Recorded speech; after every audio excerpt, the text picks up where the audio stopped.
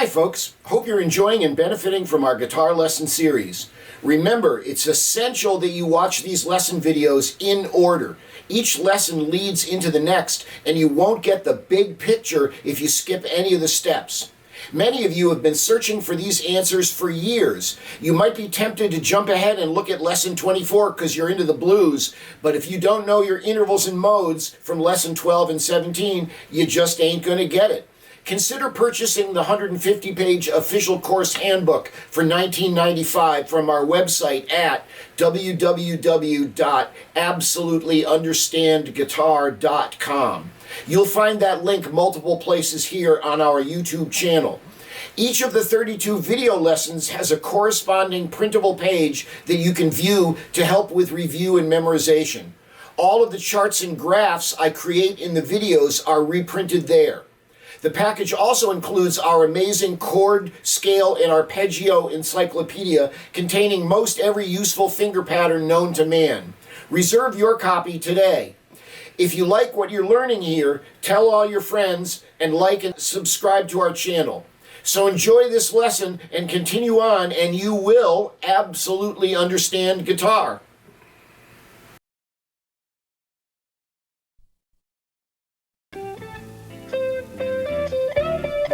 Hi, welcome back to Absolutely Understand Guitar. I'm Scotty West. Today we learn more about chords. Last time we talked about triads, the four basic building blocks of chords. Now we will learn how to add additional notes to a triad in order to flesh them out into the more complex and subtle chords we see in songs. You'll need your slide rule and your color-coded chord and arpeggio finger charts. This is lesson 27, so make sure your booklet is open to page 27. All set? Here we go. Hi, welcome back. Got a lot of fascinating stuff to talk about again today. We're into this level number 5 of my 6 levels of theory. Remember, after there was silence, after there was the note, after there was intervals, after there was scales and chords, we're at level number 5 now, the whole subject of chords and arpeggios. We talked about harmony a little bit last week. Mostly when we were talking about scales over the last few weeks, we were really talking more about melody in music. We did examine about chord progressions and how they evolve out of systems of modes, but when we were talking about using our jam tape and all, we were talking about melody, which is sequences of individual notes, the melody of the song. When we get into level number 5, we're talking about how multiple notes sound when you play them together. That is the whole subject of harmony, and that's what chords are largely all about. It's all about harmony. We learned about tertian harmony, where the intervals that separate the notes in conventional chords that we use in Western popular music are generally intervals of thirds. Remember, in scales, it was all seconds, half steps, whole steps, and step and a half intervals, which are minor seconds, major seconds, and augmented seconds. In chords, it's all thirds. Minor thirds, which are a step and a half, major thirds, which are 2 whole steps, and augmented thirds, which is the same as a perfect fourth, which is actually 5 half steps or 2.5 whole steps. We learned that all chords have roots. Every chord has its root note. Later on, in more sophisticated styles of harmony, you will learn that there are what are called moments of unresolved harmony. But in popular music, you don't really see much of that going on at all. There's always a root note. And the other thing that we learned is that chords are built generally on 3-note groupings of notes called triads. We learned that there were 4 types of triads divided into 2 subgroups. The 4 types of triads, of course, are major, minor, augmented, and diminished. And the 2 subgroups involve whether or not the notes are separated by unequal distances, as they are in the more common major and minor triads, or whether they involve equidistant notes. For example, augmented and diminished triads. In augmented, they're all major thirds apart. In diminished, they're all minor thirds apart. Make sure you review that previous tape because very important information on there. You won't really understand what we're going on to today if you don't have your basic kind of triads down. That's all I wanted to talk about there. Remember, at the very end of the show, I was talking about arpeggios too, and arpeggios are when you take the notes that are in a chord and actually play them in a sequence rather than playing them simultaneously. but they share the same structure, the same interval pattern, the same note number spelling as the chords actually do. And so, in a way, I've been known to say that arpeggios kind of float halfway between scales and chords. They have the sequential playing nature of a scale, but they have the interval, the wider interval spacings of the chords. So, that's what we've learned so far about basic triads, which are the basic building blocks of chords. When you just see the letter C or the letter A or the letter D, that's major. When you see the letter followed by an M or by a minus sign, that's minor. When you see it AUG or with a little plus, that's augmented, and when you see it DIM or DM with or with a little circle after it, that's diminished. Now, what we're going on to today is, for example, we see all these other types of chords, and many of them have numbers after them, of course. For example, you know that there are a G7 chord and a D6 chord and an F11 chord and all these. And what are these numbers trying to tell us? Well, one thing you've got to understand is they all relate back to our good old friend, the musical number system again. So if you haven't looked at that lately, you're in trouble. But mostly take a moment even right now, pause the tape and go back and drag out your musical number system, because we're going to be using that a lot today. Make sure you understand that how that actually works. It numbers all of the notes in the octave in a very specific way based on the major scales, I'm sure you know. Now, triads are the very basic building blocks of chords, but when we see these numbered chords, like for example a 6 chord, like you're reading through a songbook and you see that the song contains, for example, a C6 chord. Well, how is that spelled? How is that constructed? Well, notice how you've got your alphabet letter. Once again, I'm just doing it in the good old key of C, but this could be an F or a D or an A flat or a G sharp or whatever. We're in the key of C, and it's got the number 6 after it. Now, this first part of the name of the chord is the triad that you're playing. And in this case, since we don't have an M after it, and we don't have an AUG or a DIM after it, we just have a regular C, you can assume that that's a major triad. So you know that the first thing about this C6 chord is it's going to be spelled 1, 3, 5. Because as you know, that is the spelling for a good old major triad, 1, 3, 5. Well, the whole reason that that number 6 is there as part of the name of the chord is because what this is really just telling you to do is to take a regular old C major triad, 1, 3, 5, and you simply add note number 6 to it. So the spelling for a C6 chord is 1, 3, 5, 6. It's a regular old major triad because there's no minor or augmented anything mentioned there, and we're being told to add note number 6 to it. Now, let me just play an example on the piano up here of what I mean by that, and we'll listen to this chord and we'll formulate an idea of kind of what it sounds like. Remember, all of these patterns you're learning, your triads and everything, are just simply not just sequences of numbers and letters and stuff. They are actually patterns of sound that you want to train your ears to listen to. Remember, last time we suggested that major chords, which go 1, 3, 5, sound happy. Minor triads, which go 1 flat 3 5, sound sad.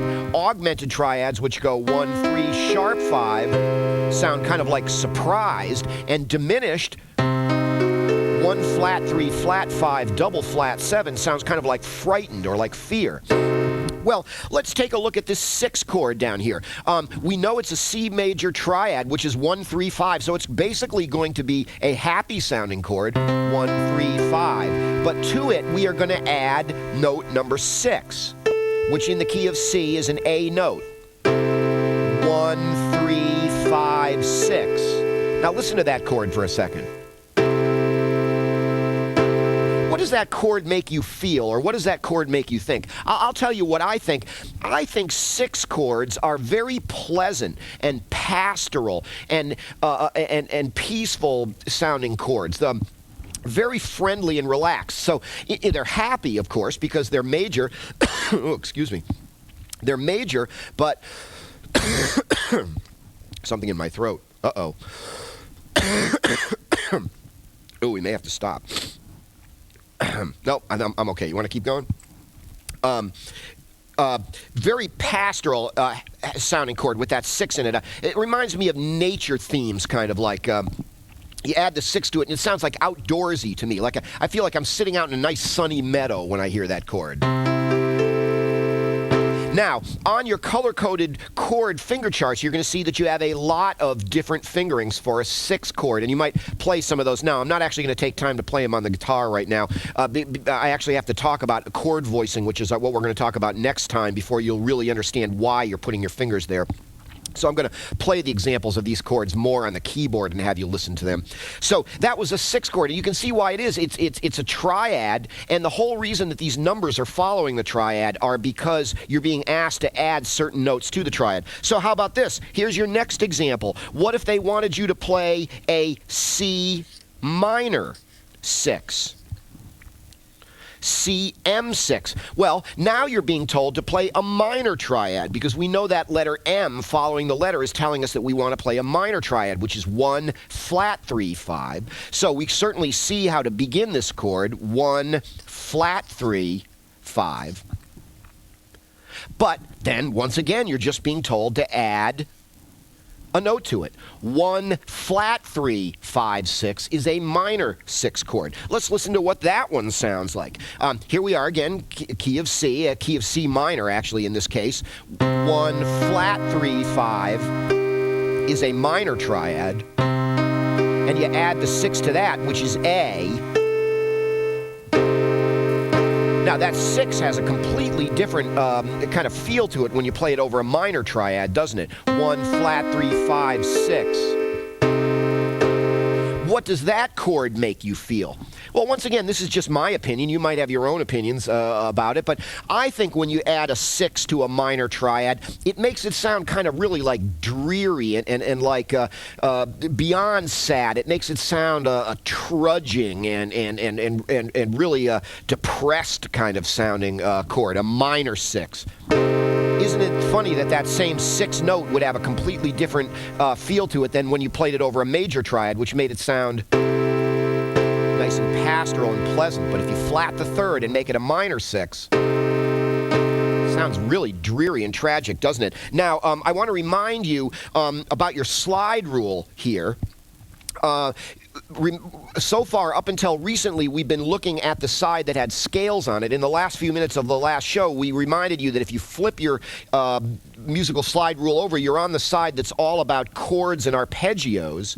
And all of the common chords that you would ever want to know about in popular music are listed on this slide rule here, including the one we just mentioned, a major 6 chord right there. Let me move this just for a second and put C in the first window there. If you can really zoom in on that, you can see a major 6 chord on the slide rule right here. 1 3 5 6. In the key of C, that's C, E, G, A, and that, of course, is the actual notes that I was just playing on the keyboard up there to make that pastoral 6 chord. If you look over in this column over here where our minor chords are more at, you'll see that there's a minor 6 chord over here, which is 1 flat 3 5 6, which is C, E flat, G, and A, which was the spelling for that minor 6 chord. Now, all the other chords you'd ever want to play are, for now anyway, are all on this slide rule too. So as I mention them in what we're going to talk about today, you have your slide rule handy, and you can just look at the different types of chords as we go through them. They're all listed on here. I believe every single chord that I'm going to mention today is right on your slide rule here. You would be able to calculate what exact alphabet letter notes are involved in each one of these different types of chords. That gives you a real head start in understanding where you're going to have to put your fingers on the neck of the guitar in order to play these chords. Remember, another thing we should remind you of is you should be memorizing your fretboard. Remember, each of your frets here on each of your strings is a very specific alphabet letter note, and ultimately you need to know what all the names of the notes are. Then, if you know the spelling of the chord, you can go a long way towards actually figuring out what finger patterns you're going to actually employ on the neck of the guitar.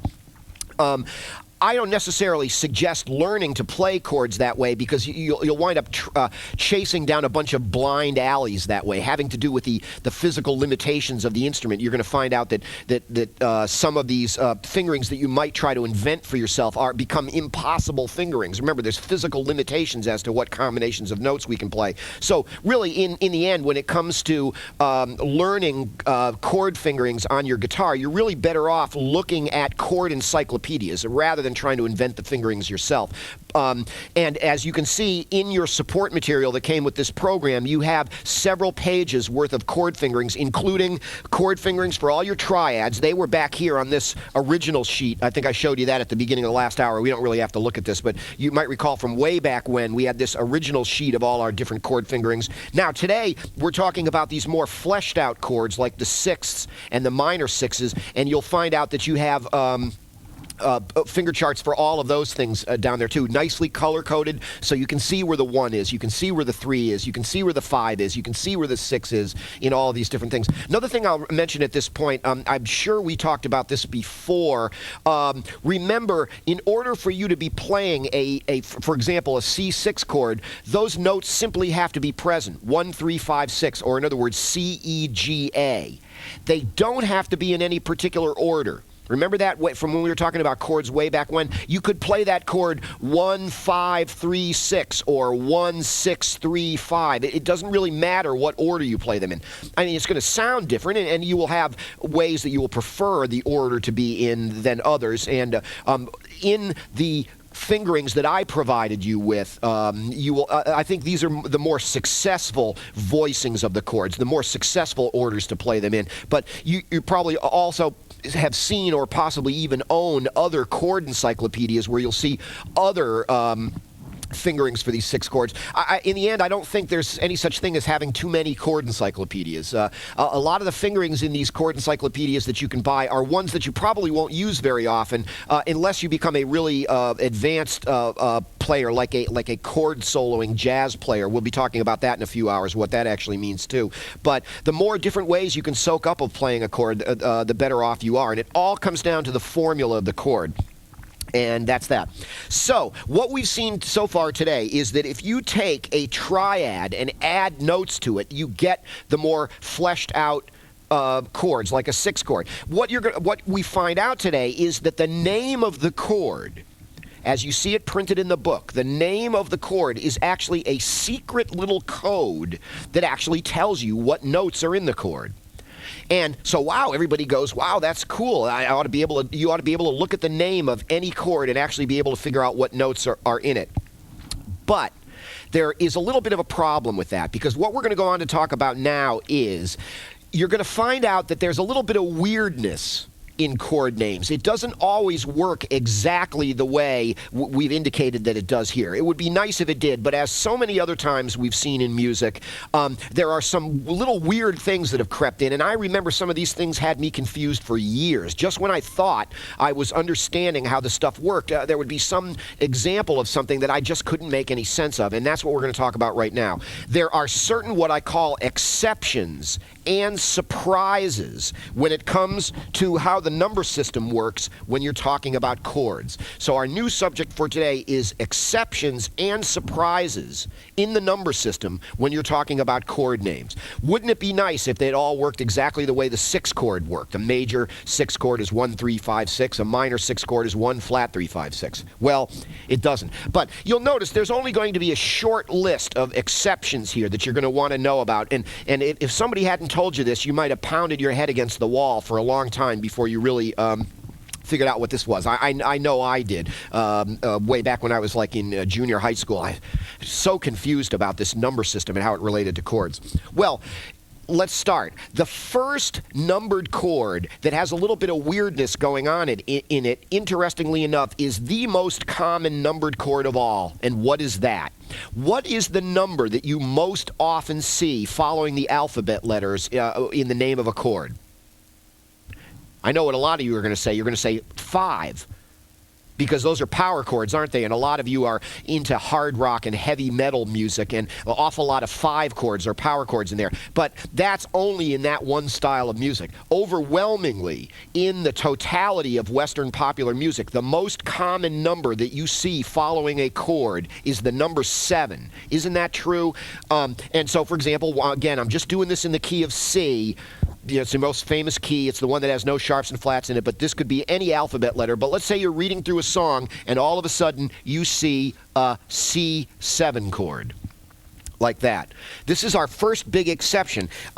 If you believe what I was telling you just a few moments ago, you would have every reason then to believe that a C7 chord would go 1, 3, 5, 7. Right? Wouldn't that be a major triad with note number 7 added to it? Well, the interesting thing is, it doesn't do that. And this is our first big surprise. A C7 chord actually goes like this. 1, 3, 5, flat 7. It doesn't have note number 7 in it. It has the note that's a half a step lower than that. It has that flatted 7 in it. And there is nothing in the name of the chord to tell you that. You just have to remember that. Most of the time when you see the number 7 in chords, it's not going to be referring to note number 7. It's going to be referring to the flatted 7. People go, what the heck is that? Why didn't they just call it a C flat 7 chord? Well, to tell you the truth, I'm not exactly sure why they don't. But historically, you'll find out that the flat 7 in many ways is more common than actually note number 7. So I think it was just more convenient to call it a 7. But beyond that, why this is really working this way is I'm going to suggest that this name here, C7, is not really the official name of this chord anyway. And some of you might have bumped into this in one text or another, or in one context or another. These chords are actually chords that are called dominant 7 chords. So the official name of this chord is actually C dominant 7. Dominant 7. Sometimes you'll actually see them write the words D-O-M, a dom 7 like that, a dominant 7.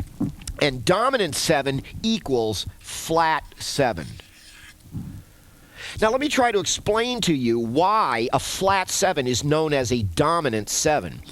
Do you remember now, I think this is something we haven't reviewed for a while. I have the sheet up here and I'll pull it up in just a second to remind you of this. Do you remember when we saw that word dominant before? Don't confuse that with diminished. I'm talking dominant now. Do you remember when we saw that? We saw that way back when we first talked about diatonic harmony. That is harmony based on the major scale. Our second hour of our discussion on scales, when we first learned about modes. Remember this page here? Oops, that's not the one. It's the one before it. Remember this page here? The argument between the 3 guys, and we first learned about modes, and we learned that if you take the major scale and start on different notes, it's a different one of those modes each time. Look down here at the bottom of the page. Each tonal center within a diatonic key has a special name, and you might remember these names. Note number 1 is called the tonic. Do you remember that? We talked about that way back when we talked about the root note, the names for the root note. We said that do is in official musical terms is called the the tonic. You might also recall that number 2 is called the supertonic. 3 is called the mediant. 4 is called the subdominant, and 5 is called the dominant. Now there's that word right there, dominant. The tonal center rooted on the 5th note of the major scale in any key is known as the dominant. So interestingly enough, the number you really want to associate with the concept of dominant is note number 5. Dominant is always talking about 5. So what the heck am I doing suggesting that dominant has to do with this flat 7? Remember, we're trying to figure out why this chord called a 7 chord, which has a flat 7 in it, is actually called a dominant 7. Why is flat 7 called dominant 7 when 5 is really the dominant in the key? Well, once again, it goes back to our old friend, at least the way I present it, it goes back to our old friend, the modes. And let's talk about the modes. Do you, I hope you do, by this point remember what the 5 mode is? What about the tonic mode? The tonic mode was the Ionian mode, wasn't it? But do you remember what the 5 mode was? What the 5th mode was? There it is right there. It's our good old friend, the Mixolydian mode. If you can pan just a little bit more, you'll see the word mixo right there, Mixolydian. The 5th mode is the Mixolydian mode. Look what Mixolydian is.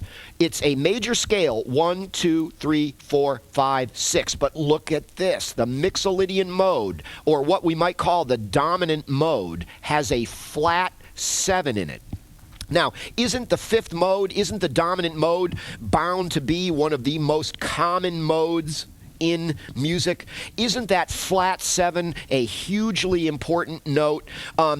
The flat 7 is associated with the 5 chord in a chord progression so often that very often the 5 chord isn't even called a 5 chord, it's called a 5-7 chord. That flat 7 there in the Mixolydian mode is very closely associated with the Mixolydian and therefore associated with the 5 chord.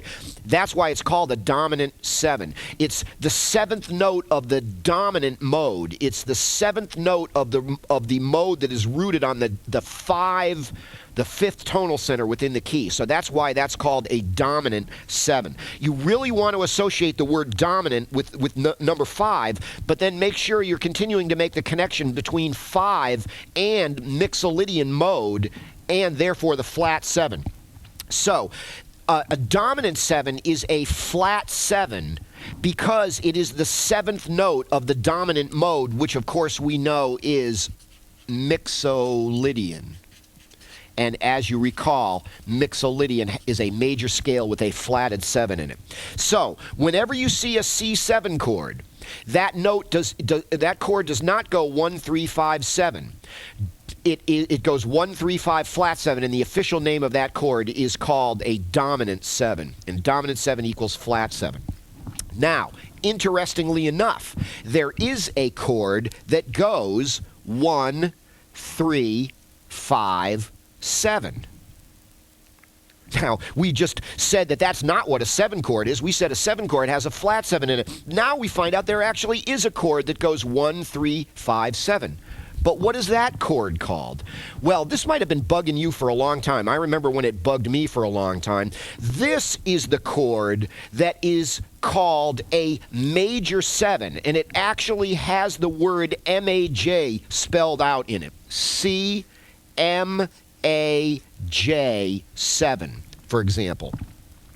M-A-J is actually spelled out. A C7 is a dominant 7, but this is a chord called a C major 7. I remember when that confused me way back when, because I'm going, I already know that this is a major chord. You know, why are they telling me in one case that it's a major chord, in another case they're not? Well, that confused me for a long time until I discovered that word M-A-J there actually isn't referring to the triad. Yes, in both cases we already know that that's a major triad. What the word M-A-J is actually relating to is the 7th. This is a thing called a major 7th as opposed to a dominant 7th. This is truly the 7th note of the major scale.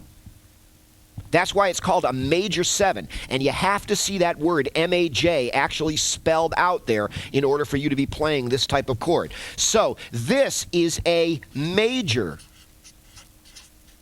7, which is actually note number 7. Here's your contrast right here. The difference between your major 7 and your dominant 7. This chord contains the 7th note of the major scale. This chord contains the 7th note of the dominant mode, which is Mixolydian. So you actually have to see the word M-A-J actually spelled out there in order to be playing the chord that goes 1, 3, 5, 7. Now, let's actually look for a moment at this chart, which I pulled up a little while ago. This, if you remember, is from way back when we were first learning about chord fingerings. We suggested way back then that there were 50 different types of chords that you would ultimately want to learn, and we're going to be looking at those 50 different types of chords today as we go through this program here. Let's take a look at this chart here.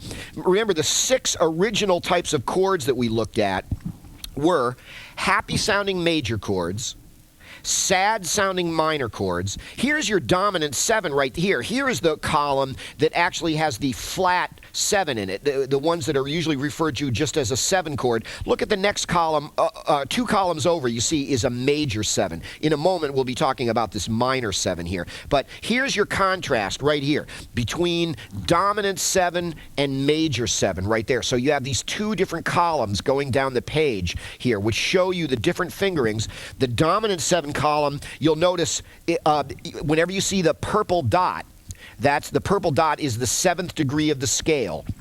That is that it has a little flat symbol on it to show you that that's actually a flat 7 in that fingering right there. But if you look over at the major 7 column, the 5 different ways to play a major 7, you'll also see a purple dot, but you'll notice it has no flat sign in it. That's a major 7th. It's called a major 7 because that's note number 7, whereas a dominant 7 always has the flatted 7th in it. So, like I said, I was confused about that for a long time until somebody finally straightened me out. I don't exactly remember when that happened, but, you know, I was so confused. I'm going, I think I know why that thing's called a 6 chord, but then why is, when it's called a 7 chord, why does it have a flat 7 in it instead of a 7? It's the difference between a dominant 7 and a major 7. Now, let's look at the next type of 7 chord that you might want to know something about, and that is a C or whatever, a C minor 7. You've got the letter M in there to indicate that this is minor now, a C minor 7. How is that one spelled? Well, first of all, the minor is relating to the triad now. So we are looking at a minor triad which goes 1, flat 3, 5, right? Isn't that a minor triad? Now, what kind of a 7 do we use? Do we use a flat 7 or do we use a regular 7? Well, the answer is, since we don't see the word M-A-J written in the name of this chord, you can assume that it's, again, a dominant 7. You can assume that it's a flat 7. So a minor 7 chord is spelled 1, flat 3, 5, flat 7. Again, it's got that dominant 7 in it because the word M-A-J is not in the name of the chord. Now, isn't that strange? There is a weird beast. It doesn't come up too often. I can think of a couple of songs in the pop world that this song is in. There is actually another weird 7 chord that's going to show up now and then called a C minor major 7. A minor major 7. How do you like that? There's a tongue twister for you. A C minor major 7. Now, what's going on in this chord? Well, first of all, you've got a minor triad. With the C with the M after it is a minor triad, so you know it's going to be 1, flat 3, 5, right? But here, you actually do have the word M-A-J in there, indicating that that chord is also going to contain a major 7th, which is the 7th note of the major scale, which is actually note number 7.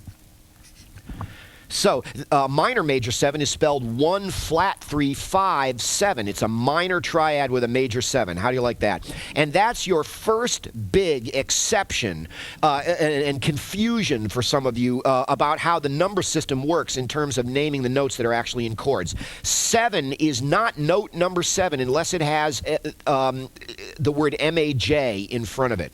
And later on, when we talk about some 9 chords and extended chords, you're going to see that there's a chord called a major 9. Too, which also has the major 7th in it. Let's listen to these chords for a moment, too.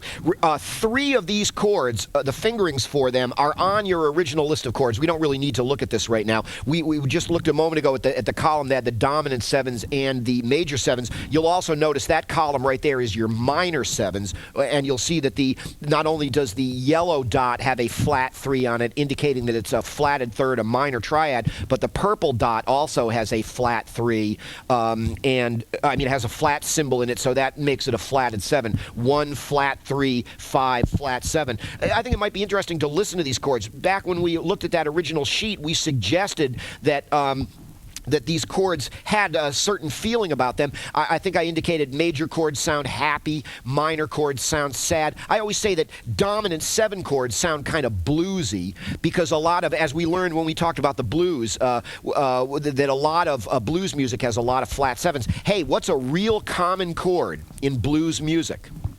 dominant 7 chords. You might have already noticed that a lot of dominant 7 chords in blues music. Why? It's a major chord with a flatted 7, and we know that flat 7 is one of our big blue notes, don't we, that we talked about in our discussion on the blues. Let's listen to these different chords now, just to find out what they sound like. So, major chords sound happy, minor chords sound sad, 7 chords sound bluesy. I guess minor 7s then kind of sound sad, bluesy, whatever that means. You may come up with your own words for that. Interestingly enough, major 7s, I think, have a real identifiable sound, too. They sound very mellow and peaceful, kind of like a 6 chord sounds, the same kind of pastoral type of sound. A minor major 7 is not on our list so far, although you will find that the in the other color-coded finger charts that you have for your chords, there are several different fingerings for a minor major 7. Let's listen to these different chords again on the piano, just because it's until we talk about chord voicing on the guitar, it's just easier to sort this stuff out in your mind. Here's a regular old major triad, sounds happy. Here's a regular old minor triad, sounds sad. Now let me go back to the major triad again. And let's look at this first chord up here, the 7 chord with its flatted 7 in it. 1, 3, 5, and here's the flat 7. Now, doesn't that sound kind of bluesy, like oops. Oops.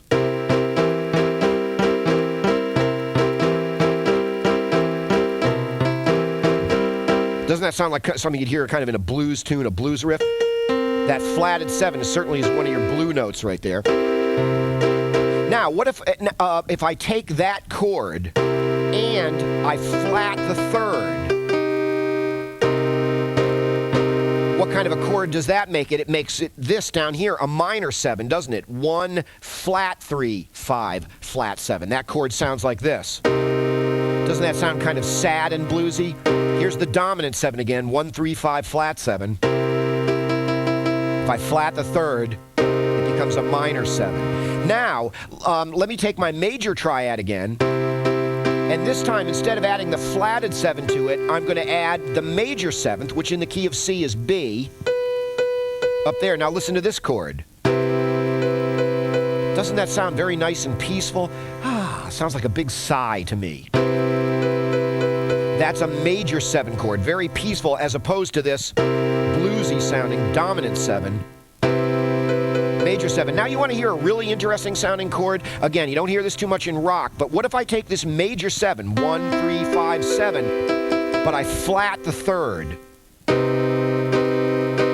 Isn't that kind of an eerie sounding chord? That's a minor major 7. 1, flat, 3, 5, 7. A minor major 7.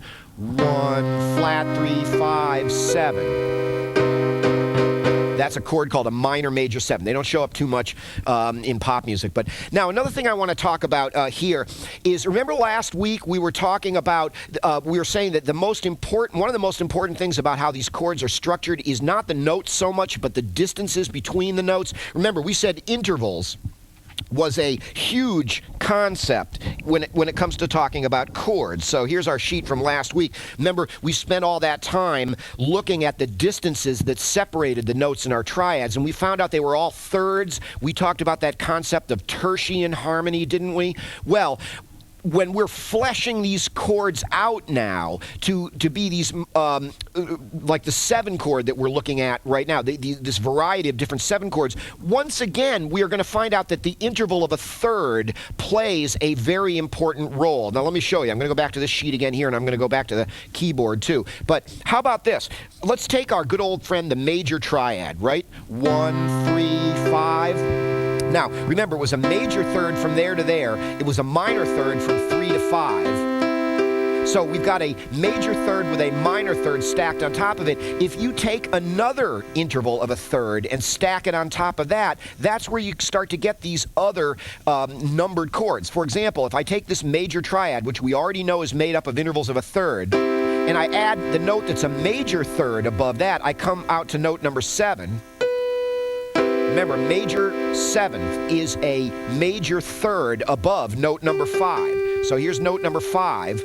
1, 3, 5, 7. 7 is 2 whole steps above 5. So we've added to this triad another interval of a third above that, and we arrive at a major 7 chord. If I take this last interval from the 5 up to the 7, and I turn it, instead of being a major third between those two notes, I reduce it to being a minor third, it becomes a dominant 7, because then that's that flat 7 up there. So you take a note, you play the note that's a major third above that, you play the note that's a minor third above that, and you play the note that's another minor third above that, and you have a dominant 7 chord. So when we extend these chords beyond the triad, the notes that we're adding beyond the triad to make these larger numbered chords, very often, again, we are seeing that interval of a third above that. So that's why this concept of tertian harmony is so important in Western music, because when it comes to harmony, when it comes to chords, the interval that separates the notes in chords most of the time, our most common chords, are intervals of a third. And there you go. So remember, what we're working our way through here is, we know that mostly what's going on in chord names is you're being given a triad and you're being told what additional notes to add to the triad. But we're finding out there are some surprises and some exceptions here. For example, the number 7 is not note number 7 unless it specifically has the word MAJ in front of it. Otherwise, it's a dominant 7, which has a flat 7. Now, let me show you another whole class, if you will, of chords that don't quite do what you expect them to do. These are chords called suspended chords. If you ever wondered what that SUS was in chord names, you might have seen chords like a C sus 4. Or you might have seen a C sus 2. Or, in fact, you might have seen a C7 sus 4.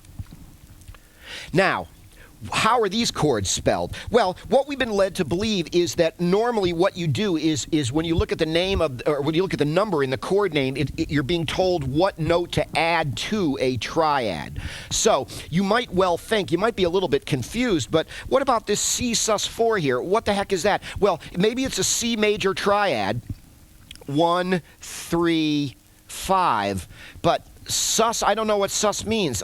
Does that mean that I also stick a 4 in there? 1, 3, 4, 5, something like that? And the answer is no, you don't. This is another little thing that you have to understand. It's the specialized meaning of the word sus when it comes to chord names. These are what are known as suspensions.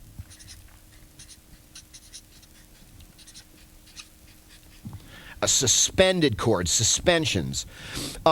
What you need to understand about suspended phenomenon in music is these are not notes that you add to a triad. These are ways of modifying a triad. And what happens is, in the names of these chords, the suspended number replaces the third. You're suspending the third and playing another note in its place. So a suspension replaces, instead of adding it to, it replaces the third. And you just have to understand the specialized meaning of that word suspension in chord names. Therefore, a C sus 4, the 4 is replacing the 3, and the spelling for that chord is 1, 4, 5. That is a suspended 4 chord. Now, likewise, in a suspended second, the 2 replaces the 3, so the spelling for a sus 2 chord is 1, 2, 5. How about this? Challenge yourself on this one for a moment. How about a C7 sus 4? Well, you're going to have note, it's a suspended chord, so it's 1, 4, 5. What's going on with this number 7 here? Is that going to be a flat 7 or a 7? Well, notice the word MAJ is not there, so you can assume that this is a dominant 7. A C7 sus 4 is 1, 4, 5, flat 7. And there it is right there. Once again, you will find that you have plenty of fingerings for these chords in the chord encyclopedia that came with your support material that we sent you. Several different fingerings for a C7 sus4. All the time you're going through this, if you wanted to, you could pause the tape at any point and grab those finger charts and try playing a couple of these sus4 and 7 sus4 chords, and in fact the 7 chords and everything, and just see if you get a sense of what they sound like. I'm going to play them on the piano again here so that we can voice them the way we want and really listen to what they sound like. Suspension also implies a certain amount of unresolved quality. Suspended chords sound incomplete. They sound like they need to go somewhere. Interestingly enough, this is the actual definition of the word dissonance in music. Some people think that dissonance means something that sounds bad or ugly. It doesn't mean that. Dissonance means that the thing doesn't sound completely at rest. It doesn't sound resolved. And in fact, our best example of that is a suspended 4 chord. So, for example, again in the key of C, a sus4 chord would be C, F, and G. You can look on your slide rule. The sus4 chord is on there. In the key of C, that would be C, F, G. Now listen to that chord there. Now, isn't that kind of the sound like it wouldn't be a chord that you would begin a song or end a song with, does it? Because it doesn't sound very much like it's at rest. It's really not going to be happy till I unsuspend it and drop the 4 back down to the 3. As a matter of fact, I always say suspension and resolution from the 4 back to the 3 is similar to, it's not exactly what goes on, but it's sort of what you hear at the end of a hymn in church. When you hear the Amen, you're kind of going from the suspended sound to the, which is the 4, back to the 3. It's a suspended 4 resolving back to the 3. Amen. And doesn't the major triad that you resolve back to sound much more settled than the suspended chord, which sounded like it was incomplete, like it had to go somewhere? Here's a suspended second. That's got the 2 in it instead of the 3. So, now, and a lot of times you hear suspended fourths and suspended seconds in sequence, like you hear stuff like this.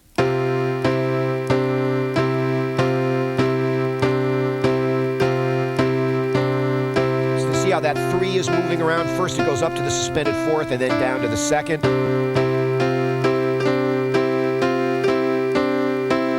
Now, let me show you an example on the guitar. This is very common stuff on the guitar. I always call Tom Petty. If a lot of you are into Tom Petty, he loves suspended chords. But a lot of you have also learned some of these finger tricks on the guitar. Now, you will notice these are all on your color-coded finger charts, too, if you look for sus4s and sus2s. But how many times have you seen, like, for example, when you're playing a D chord on the guitar, how many times have you seen guitarists taking a regular old D major chord like this, and then adding their pinky up here on the high string up on the next fret above where this finger is here? And we get that. That's a suspended 4th right there, because that note right there on the high E string in your D chord turns out to be the major 3rd. When I add my pinky a half step higher than that, I am replacing note number 3 with note number 4. So that's how in a D chord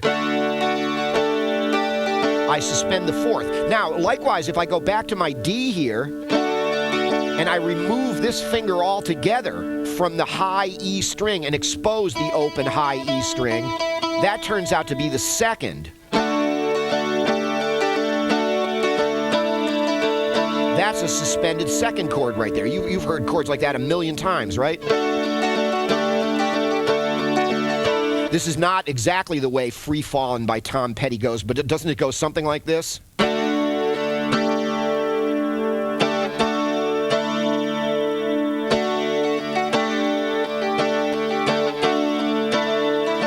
It's loaded with suspended seconds and fourths. You know who else likes a lot of suspended chords is Pete Townsend from The Who. Songs like Pinball Wizard. Oops, where is it here? Going from this suspended 4th, resolving to this major chord. This is in the E form, you'll notice in your color-coded. And then it goes.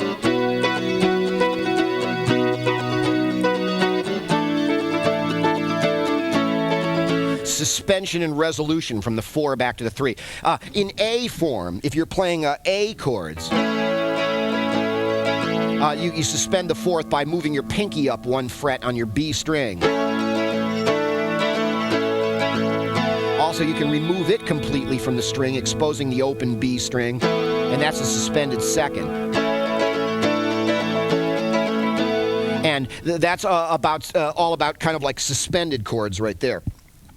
So, suspension is another little thing that might hang you up if somebody didn't explain to you what the word sus actually means. And it means to replace the third with either the fourth or the second. Now, the next group of chords we're going to talk about, and our final really exception to how the number system works that we have to mention, are what are called extended chords, extensions. Now, these are the chords where you see numbers in the name of the chord that are greater than 8. Greater than note number 8. So, for example, the first chord that you might want to know about is a 9 chord. So, you're reading through a songbook and you see a C9, like that. Now, understanding what we know about chords so far and the number system, you might well think that a 9 chord goes 1, 3, 5, 9. But it doesn't. Once again, there's a little trick that you have to know about these chords. It doesn't go 1, 3, 5, 9. The first thing you want to know about extended chords, most extended chords, you'll see there's an exception to that we'll get to in a moment. But the first thing you want to understand about these extended chords is they all have 7s in them. They all have 7s in them, and there is nothing in the name of the chord to tell you that. You simply have to remember that. Now, this 9 chord, with just the C9, does not have the word MAJ in it, does it? So you can assume that that's a dominant 7 or a flat 7 that it has in it, because it doesn't have the word MAJ in it. So the actual spelling for a 9 chord is 1, 3, 5, flat 7, 9. And there's nothing in the name of the chord to tell you that that flat 7 is there. You just have to remember that. So there it is right there. A little bit you have to remember. These extended chords all have 7s in them, except for one. Now let me show you this example next. There actually is, once again, a chord that goes 1, 3, 5, 9. It's a 9 chord that doesn't have a 7 in it.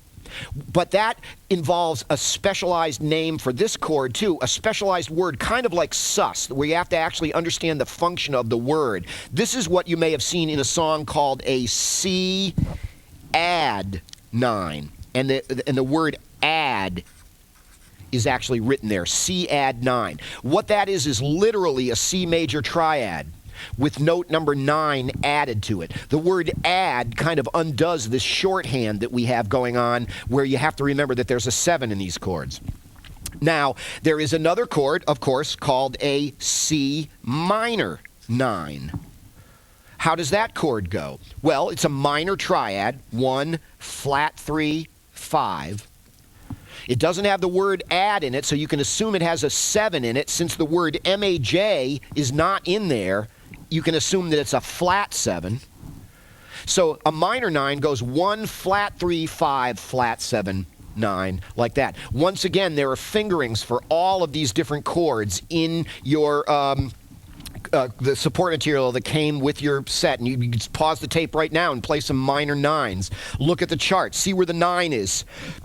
Remember, 9 is the same as a 2, isn't it, in the musical number system? So it's going to be colored orange. You're going to see the 9s in there are going to be orange.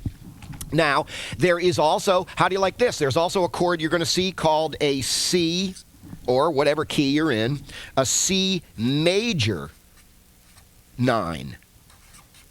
A C major 9. Of course, there's that word MAJ in there, indicating that this has a major 7th in it, which is actually note number 7. So this is going to be 1, 3, 5, 7, 9.